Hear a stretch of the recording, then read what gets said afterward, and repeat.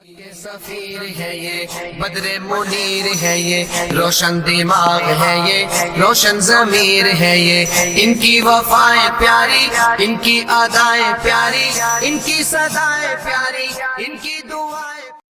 کرتا ہوں جہاں ان میں کچھ خرابی صحیح، کون ہے جو بندہ بے عیب ہو؟ اس سے زیادہ تو ہم عیبدار ہیں۔ اور 3 مرتبہ قل اللہ شریف پڑھ کر کے بخش دو اس کو، اور اللہ سے دعا کر لو کہ اللہ قیامت کے دن راضی نامہ کرا دینا۔ لیکن اگر پتہ چل گیا کوئی آدمی یہاں سے گیا لاہور بتا دیا کراچی میں فلانا غیبت کر رہا تھا، تو پھر آپ معافی مانگنا واجب ہو جائے گا، کیونکہ اطلاع ہو گئی۔ اور زنا سے اشد اس وجہ سے ہے کہ غیبت کا معاملہ جو ہے مخلوق جب تک معاف نہ کرے گی معاف نہیں ہوگا۔ اور زنا کا مسئلہ یہ ہے کہ اگر اللہ سے رو کے معافی مانگ لے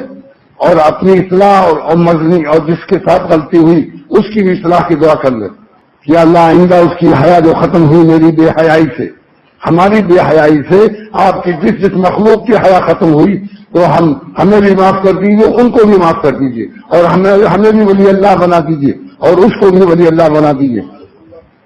ہمیں بھی تقویٰ دیجیے، اس کو بھی تقویٰ دیجیے، تاکہ وہ آئندہ جو گناہ کرے اس کا وبال ہماری کھوپڑی پر نہ آئے، ہمارے کندھوں پر نہ آئے۔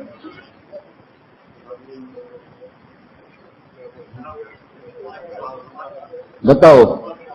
اس کو 2 لفظ میں یاد کر لیجئے، ہمارے گناہ سے جو نقصانات لازمہ یعنی ہماری ذات کو پہنچے اس کی بھی تلافی کر دیجئے، کہ ہماری غیر شرافت اور بے حیائی کا مادہ جو پیدا ہوا اس کو شرافت اور حیا سے بدل دیجئے، اور آئندہ کے لیے ہمیں عزم و تقویٰ نصیب فرمائیے، کیونکہ بار بار گناہ سے بریک میں لوزنگ آ گئی، لوزنگ بریک فیل ہو جاتی ہے، پھر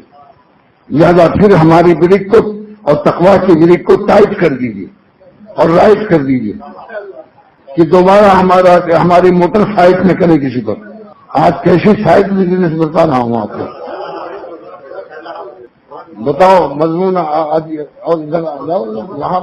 سامنے بیٹھنے کی کوشش کرو بھائی، پیچھے بیٹھنے والے پھر پیچھے ہی رہتے ہیں۔ بتاؤ مضمون ضروری ہے یا نہیں؟ یہ بہت عظیم مضمون پیش کر رہا ہوں، یعنی ہم سب اپنی ڈگری کو بنانے کا مضمون ہے، اور یہ بھی کہ اللہ تعالیٰ نے اس کو حضور صلی اللہ علیہ وسلم نے زنا سے غیبت کو اشد فرمایا، تو صحابہ کو آپ نے یہی جواب عطا فرمایا جب انہوں نے پوچھا کہ ارے زنا سے بھی اشد ہے برائی کرنا غیبت، آپ نے فرمایا کہ غیبت مخلوق کا بھی حق ہے، مخلوق سے معافی مانگنا پڑے گا، اور زنا میں اللہ تعالیٰ سے معافی مانگ لو، مگر یہ سب دعائیں جو اس کی عادت خراب ہوئی اس تفصیل کے ساتھ دعا کر لو کہ ہمارے گناہوں کو معاف فرمائیے، اور ہر گناہ کے نقصانات لازمہ اور نقصانات متعدیہ جراثیم متعدی نہیں ہوتے، دونوں کی اپنی شان کرم کے شایان نشان تلافی فرما دیجیے، یعنی ہر گناہ سے میری حیا جو بے حیائی سے تبدیل ہوئی ہے اور ہماری شرافت غیر شرافت سے تبدیل ہوئی ہے، اور ہماری تقویٰ کی روکنے کی برک جو ہے اس میں جو لوزنگ پیدا ہو گئی ہے، اب دوبارہ ہمیں پھر باہمت اور مضبوط برک عطا فرمائیے، اور جن کے میرے ذریعے سے جن کو گناہ کی عادتیں پڑ گئیں تو ان کا وبال ہمارے سر پر نہ آنے دیجیے، اپنی رحمت سے اس کی تلافی، نقصانات متعدیہ کی بھی تلافی فرما دیجیے، کہ میرے گناہوں کے متعلقات اور متعلقین سب کے سب کو تقویٰ دے دیجیے، تاکہ آگے ہمارا گناہ آگے نہ بڑھ جائے۔ اور حکیم الامت تھانوی رحمۃ اللہ علیہ نے فرمایا کہ جب تک اطلاع نہ ہو اس کو تو اس سے جا کے معافی مت مانگو، خط بھی نہ لکھو، جس مجلس میں غیبت کیا وہیں کہہ دو کہ بھائی ہم سے غلطی ہو گئی، ہم نے اپنی نیکیاں ضائع کر دی۔ کون ہے جو عیبدار نہ ہو؟ ہمارے ہزاروں عیب ہیں، مگر ہم نے بلا وجہ ایک مسلمان بھائی کے آبرو کو نقصان پہنچایا، ہم توبہ کرتے ہیں، اور سب لوگ تم بھی گنہگار ہو گئے ہو کیونکہ تم نے کیوں سنا غیبت؟ 3 مرتبہ قل اللہ شریف پڑھ کے سب بخش دو۔ اور غیبت کے بارے میں ایک دوسری حدیث سن لو، بعض لوگ کہتے ہیں کہ بھائی میں ان کے منہ پر کہہ دوں، بالکل سچ میں قسم کھا سکتا ہوں کہ ان میں یہ عیب ہے۔ حضور فرماتے ہیں صلی اللہ علیہ وسلم جبھی تو غیبت ہے، اگر اس میں یہ عیب نہ ہوتا تب تو تیرا بہتان تھا، غیبت اسی کا نام ہے کہ سچا عیب اپنے مسلمان بھائی کا تذکرہ مت کرو. خود اس مسلمان بھائی سے کہہ دو بیٹھ کہ آپ ایسا کام نہ کیا کریں، مگر اس کا تذکرہ یہی دلیل ہے کہ حق تعالی ہمارے ربا کو ابا سے بھی زیادہ رحمت ہے. ابا بھی نہیں چاہتا کہ میرے بچوں کی غیبت کریں سب لوگ، خود چاہے ڈانٹ دے چاہے کان اینٹ دے، مگر ابا کو پسند نہیں کہ میرے بیٹے کا جگہ جگہ ریلوے اسٹیشن یا ہوٹلوں میں تذکرے ہو رہے ہیں. تو ربا کو انہیں پسند نہیں آیا. اے ماں باپ، بچوں کے ماں باپوں سے کہتا ہوں کہ تمہاری شفقت و رحمت متقاضی نہیں ہے کہ تمہارے بچوں کی برائی ادھر ادھر ہو، تو اللہ تعالیٰ کی رحمت و شفقت خالقیت کی اور پالنے کی اور خالقیت کی نہیں پسند کرتی کہ میرے بندوں کی کوئی ادھر ادھر تذکرے برے ہوں. یہ اللہ کا غیبت کے حرام ہونے میں عظیم عظیم عظیم دلیل ہے کہ حق تعالیٰ کو اپنے غلاموں کی آبرو کا بڑا خیال ہے. حق تعالیٰ کو اپنے بندوں کی آبرو کا بے حد خیال ہے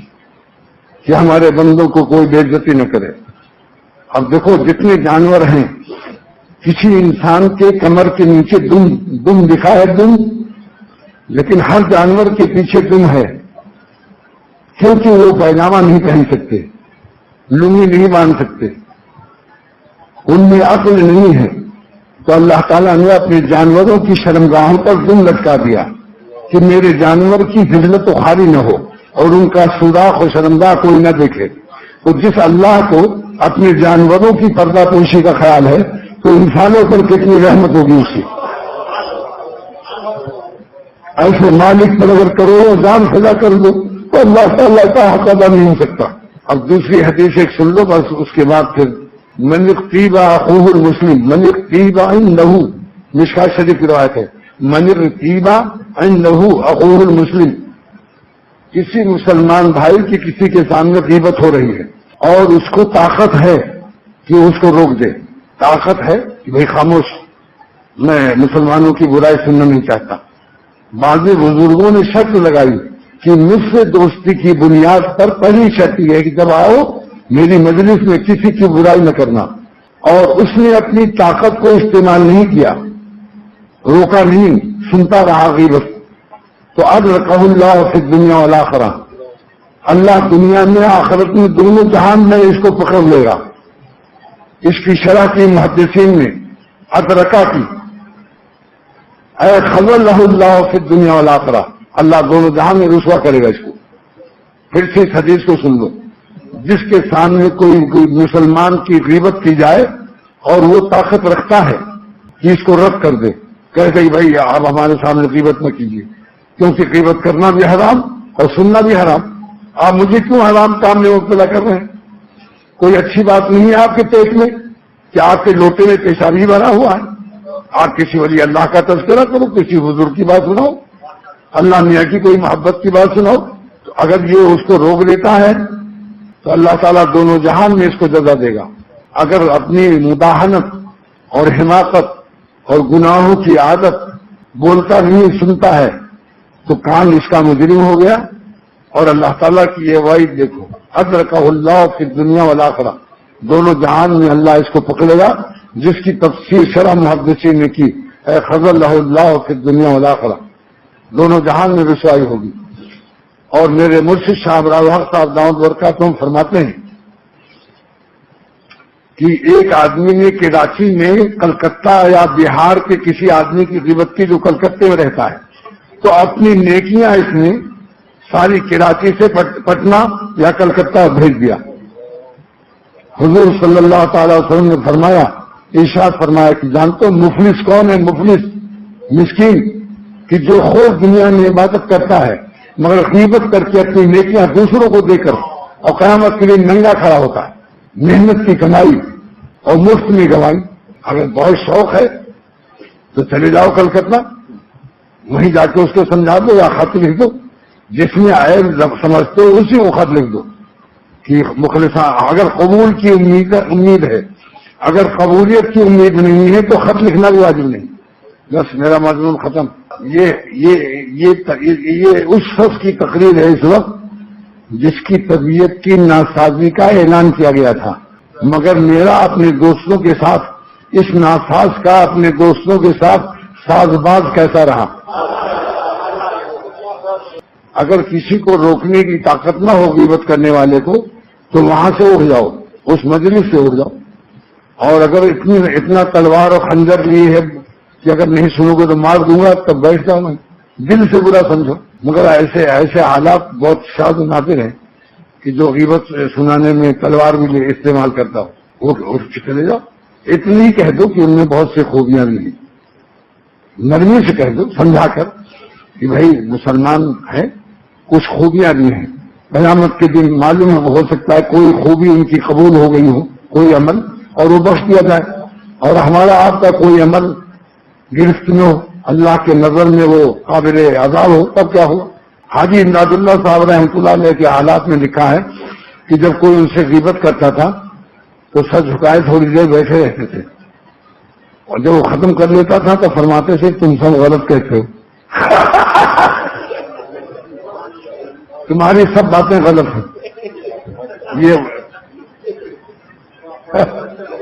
وہ اس کا منہ چھوٹا سا ہو جاتا تھا اور زندگی بھر کے لیے توبہ کرتا تھا کہ اب حاجی صاحب نے کبھی کسی کی بات نہیں کرے، اور سنتے ایسے تھے کہ وہ سمجھ رہا تھا، دل میں سوچتا تھا کہ آج تو میں نے بس کامیابی حاصل کر لی، حاجی صاحب کا دل اس سے برا کر دیا خوب برائی کر کے۔ لیکن آخری جملہ حاجی صاحب جب دیکھا کہ یہ تھک گیا، اپنا کام پورا کر لیا، تب فرماتے تھے جتنی باتیں آپ نے کی ہیں سب غلط ہیں، لیکن اس پر عمل ہمارے آپ کے لیے جائز نہیں ہے، کیونکہ سننا دیں ہو سکتا ہے کہ ہم یہ نہ کہہ سکیں غلط ہے، ہمارا ایمان اس درجے کا نہ ہو تب کیا ہوگا؟ جیسے کہ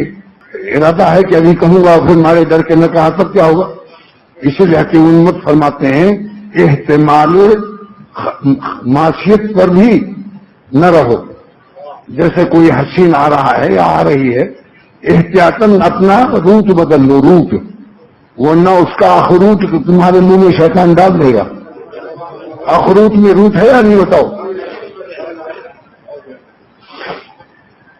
راستہ بدل دو، فٹ پاتھ بدل دو، آنکھوں پر ہاتھ رکھ لو، اللہ ڈرائیورنگ نہ ہو رہی ہو۔ ڈرائیورنگ میں بھی ادھر ادھر کچھ حرام مزہ آ جائے تو اللہ سے معافی مانگ لو کہ اللہ کوشش کی مگر پھر بھی کچھ نفس چور نے جو حرام مزہ حاصل کر لیا،